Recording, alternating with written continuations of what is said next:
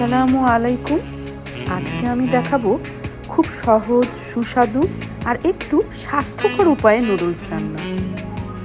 মাত্র ডিম আর গাজর, এই দুইটি উপকরণ দিয়েই তৈরি হবে দারুণ মজার রেসিপি।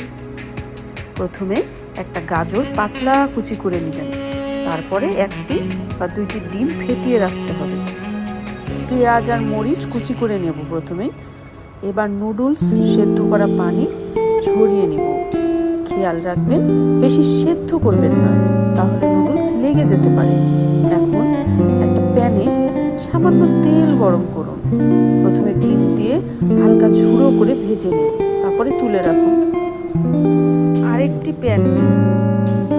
প্যানে সামান্য তেল গরম করে তাতে গাজরটা 1-2 মিনিট নেড়ে নরম করে নিন। তেলের জায়গায় আমরা কিন্তু ইউজ করতে পারি একটু বাটার, আর সাথে চিজও দিতে পারি। গাজর পুরোপুরি গলে যাওয়ার কিন্তু দরকার নাই, একটু ক্রাঞ্চি থাকলে খেতেও বেশি ভালো লাগে। আর এটা এতই পুষ্টিকর হবে যেটা বাচ্চা, ছেলে, বুড়ো সমানে এটা খেতে পারবে। আর বাচ্চাদের জন্য এটা খুবই খুবই ভালো একটা রেসিপি।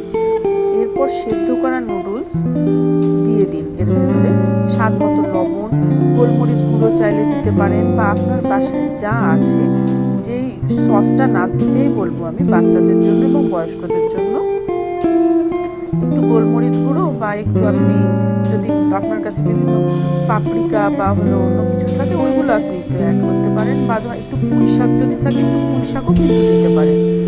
আর সবশেষে ভাজা ডিমটা মিশিয়ে 1 মিনিট মতো নেড়ে নিলে কিন্তু তৈরি হয়ে যাবে আমাদের পুষ্টিকর ডিম গাজরের নুডলস।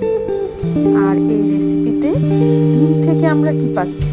ডিম থেকে কিন্তু প্রোটিনটা চলে আসছে, ঠিক আছে? এবং ডিমে কিন্তু আরও অনেক ধরনের পুষ্টিগুণ আছে, যেটা কিন্তু যদি নুডলসের এই নুডলস পুরোটা যদি কোনো বেবি খায়, একটা ডিমের কিন্তু পুরো পুষ্টিটাই সে পাচ্ছে।